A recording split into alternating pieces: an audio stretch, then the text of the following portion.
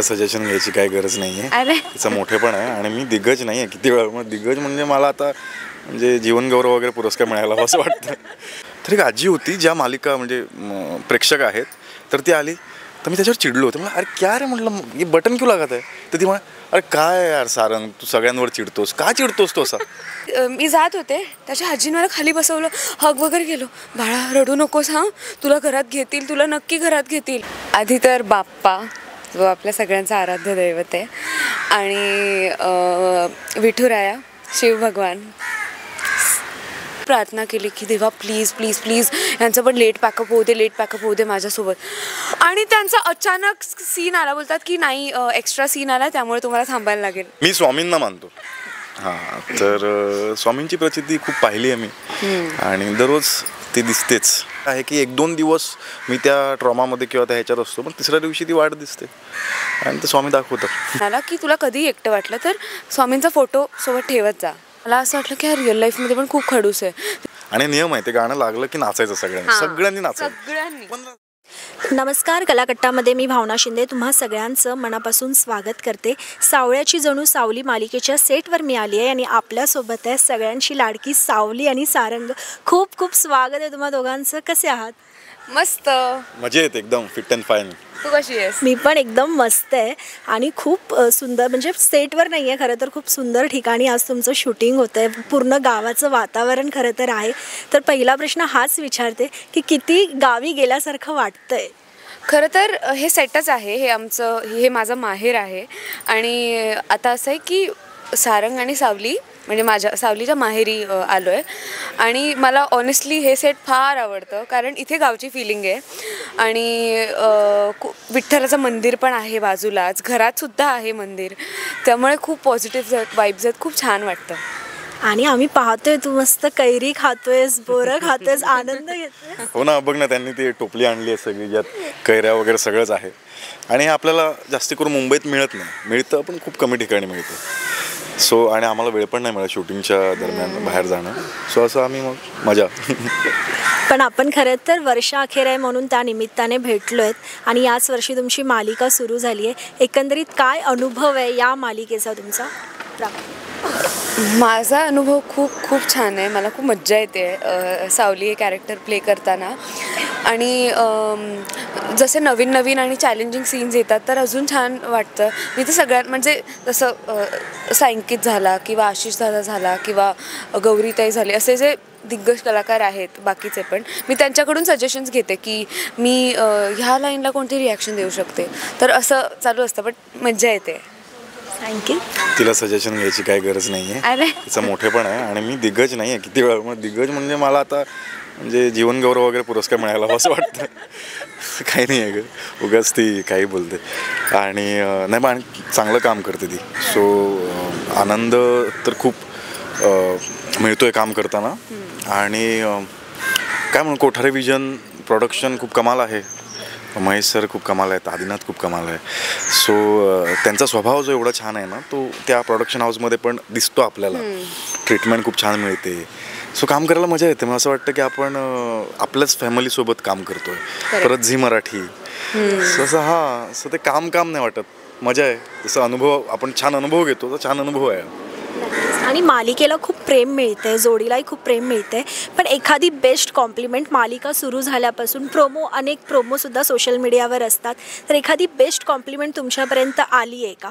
म्हणजे बऱ्याच आल्या असतील, पण त्यातली आज जर एखादी शेअर करावीशी वाटली तर ती कुठली असेल?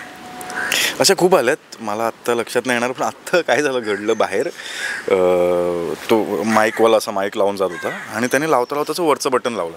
त्यांना कळतच नाही, ते माईक इथे लावताना बटन लावून गेलं. तर एक आजी होती ज्या मालिका म्हणजे प्रेक्षक आहेत, तर ती आली तर मी त्याच्यावर चिडलो होतो. मला अरे क्या रे म्हटलं, हे बटन क्यों लागत आहे. तर ती म्हणा अरे काय यार सारंग, तू सगळ्यांवर चिडतोस, का चिडतोस तो असा. नाही मी त्याला बोलतो कारण तो दररोज बटन लावून जातो. सॉरी माफ करा, माझं चुकलं. अशा आहेत, दररोज काही ना काहीतरी घडत असतं.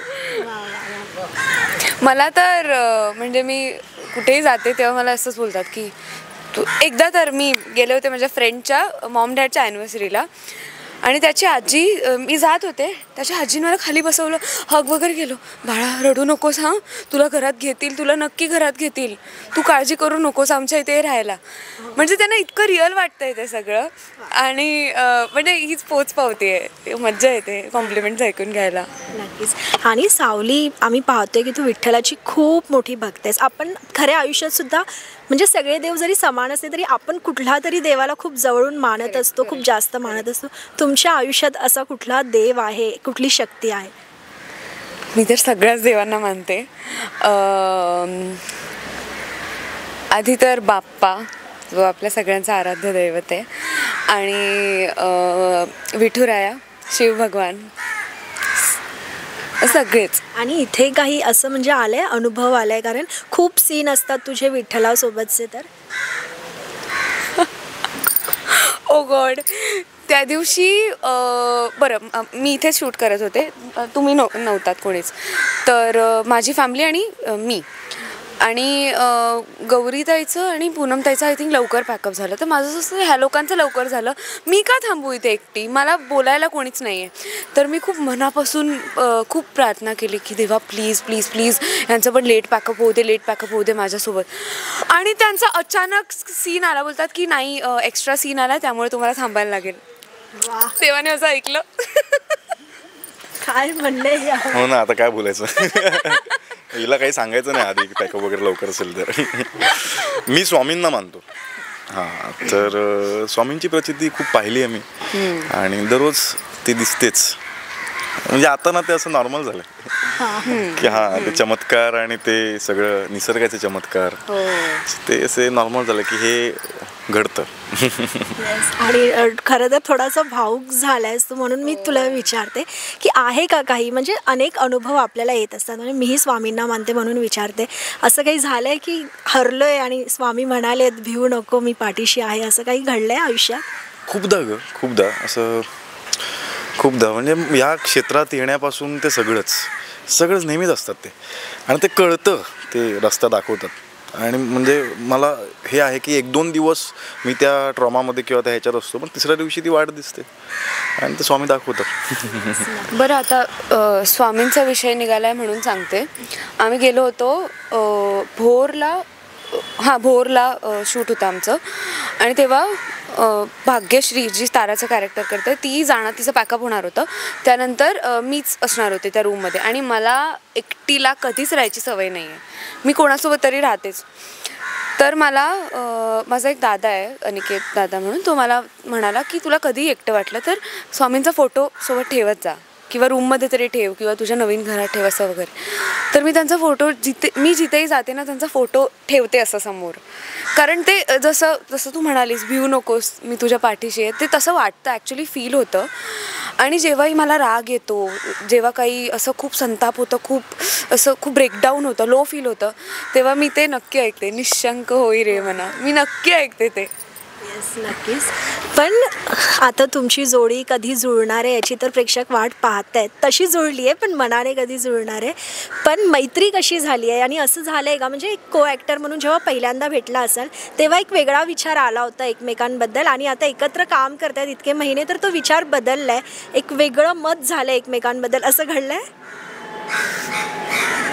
हसण्यामध्ये काहीतरी लपलंय ना. मला तर मी याला भेटले होते लुक टेस्टला पहिल्यांदा, आणि तेव्हाच याचा खडूसवाला सीन होता की हा मला चोर समजतो वगैरे, आणि त्याशिवाय मी याच्याशी बोलले असं नव्हते. तर मला असं वाटलं की हा रिअल लाईफमध्ये पण खूप खडूस आहे. तर मी खूप लांब राहत होते की म्हणजे असं मला वाटलं की समजा मी एखादं वाक्य विसरले तर खूप जोरात ओरडेल, म्हणून मी लांबच राहत होते स्टार्टचे दिवस. नंतर मग खूप चिल आहे.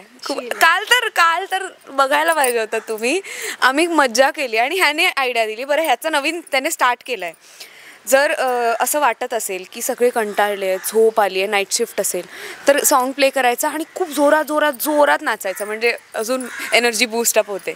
हे त्यानेच आता स्टार्ट केलं आहे. 15 सेकंद ते काय होतं की सगळे असे हे असतात, सो त्यामुळे टेकच्या आधी मी असोसिएटला आम्हाला सांगितलं की कुठलं म्युझिक लाव, 15 सेकंद फक्त लावायचं, आणि नियम आहे ते गाणं लागलं की नाचायचं, सगळ्यांनी नाचायचं. 15 सेकंद काही नाही, 4-5 स्टेप करेपर्यंत तर सेकंद निघून जातं.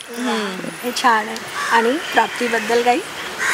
खरं तर मी म्हणजे मी कुणाबद्दल कुणाला असं जज नाही करत पहिल्यांदा.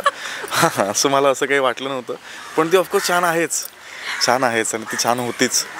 सो हां, आणि मला एक गोष्ट कळली की खूप चांगली ॲक्ट्रेस आहे ती, खूप चांगली ॲक्ट्रेस आहे. या वयात ती एवढ्या मॅच्युरिटीनं काम करते आहे.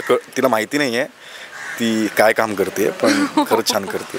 ते कळत नाही तोपर्यंत चांगलं आहे. थँक्यू. पण वर्ष संपत आलं आहे, तर एक गेल्या वर्षी मालिका खरं तर सुरू झाली, ही तुमच्या आयुष्यातली खूप मोठी छान गोष्ट आहे.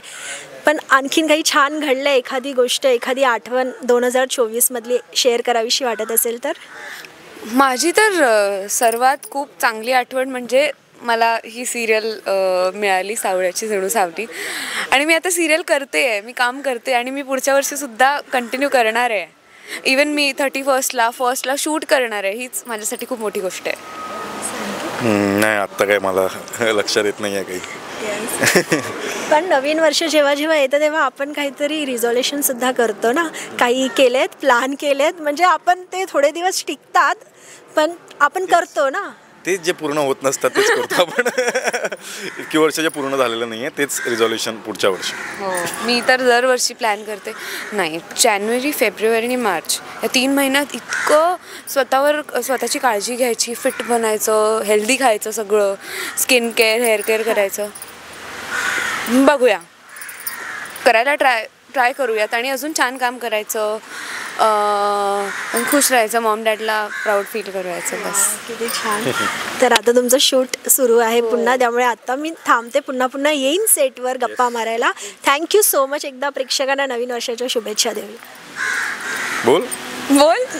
सगळ्यांना सावळ्याची जणू सावली, झी मराठी आणि कोठारी विजन तर्फे सगळ्यांना नवीन वर्षाच्या खूप खूप शुभेच्छा. Thank you so much. आणि तुम्हालाही नवीन वर्षाच्या खूप शुभेच्छा. थँक्यू.